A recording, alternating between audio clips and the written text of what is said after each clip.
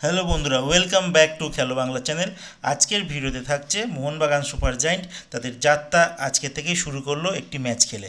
তো সব খবর তোমাদের জানাবো এই ভিডিওতে। তার আগে প্রতিদিনের মতো বলবো, খেলার আপডেট ভিডিও পাওয়ার জন্য আমাদের চ্যানেলটিকে সাবস্ক্রাইব করতে একদম ভুলো না। তো চলো শুরু করছি আজকের প্রথম খবরটি শুরু করব ইউরো কাপকে নিয়ে। ইউরো কাপ ইদানিং চলছে জানো, আর ইউরো কাপে গতকালকে তিনখানা ম্যাচ হয়ে গেছে, যেখানে প্রথম ম্যাচ অপ্রত্যাশিতভাবে রোমানিয়া টিম তারা 3-0 গোলে ইউক্রেনকে হারিয়ে দিয়েছে।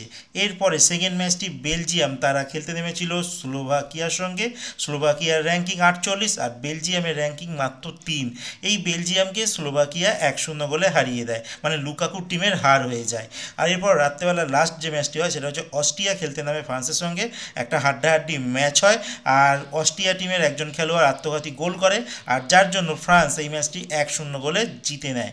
এবার বলি আজকে কার কার ম্যাচ রয়েছে। আজকে মাত্র দুখানা ম্যাচ রয়েছে। রাত্রি 9:30টার সময় তুর্কি খেলবে জর্জিয়ার সঙ্গে, আর খ্রিস্টিয়ানো রোনাল্ডোর পর্তুগাল টিম তারা চেচিয়া, মানে যেটাকে আমরা একটা কালে চেক প্রজাতন্ত্র নামে জানতাম, সেই টিমের সঙ্গে খেলবে রাত্রি 12:30টার সময়।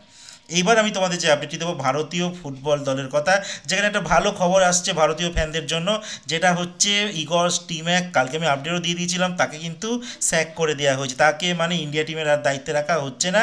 কল্যাণজবের যে টিম আছে ফুটবল টিম, তারা কিন্তু তাকে তাড়িয়ে দিয়েছে। আর বলে রাখি, হিন্দুস্তান টাইমস কিন্তু দাবি করছে এই ইগর স্টিম্যাককে নাকি 3 কোটি টাকা একটা ক্ষতিপূরণ এআইএফএফকে দিতে হবে। কারণ এই জন্যই এই সেক্রেটারি যখন ছিল সাজি প্রভাকরণ, তো তিনি এমনভাবেই চুক্তিটা করেছিলেন যেখানে বলা হচ্ছে যদি এই ইগর স্টিম্যাককে আমরা যদি তাড়িয়ে দিই, মানে নিজের থেকে যদি আমরা তাড়িয়ে দিই, তাহলে কিন্তু তাকে ক্ষতিপূরণ দিতে হবে। মানে তিনি যদি সদিচ্ছায় একমাত্র যান, তাহলে তাকে কিন্তু কোনো পয়সা দিতে হবে না।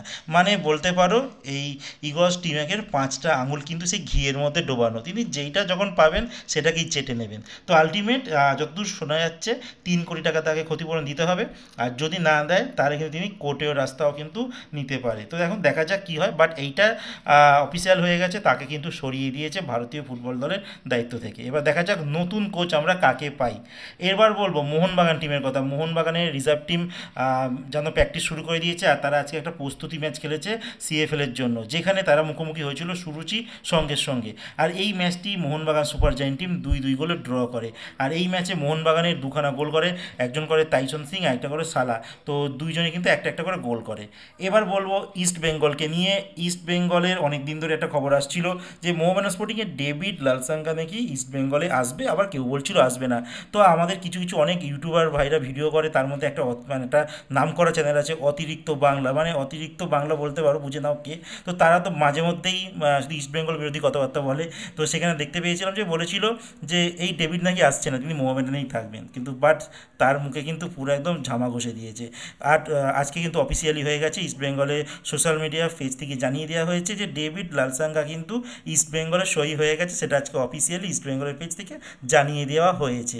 আর এরপরে তোমাদের বলবো আপুইয়া কিন্তু এখনও সই হয়নি, যেটা নিয়ে অনেক জায়গায় বলছে 22 কোটি টাকা নাকি ট্রান্সফার ফি পেয়েছে। কিছুদিন আগে বলেছিল 7 কোটি টাকা ট্রান্সফার ফি পেয়েছে। তো এইসব কথা তোমরা চিন্তা করো না, যদি সাইন হওয়ার হয় ঠিক সাইন হবে, তোমরা আপডেটও পেয়ে যাবে, ঠিক আছে। বাট এটা এখনও রুমার পর্যায়েই রয়েছে, ওই 22-7 কোটিতে যেও না।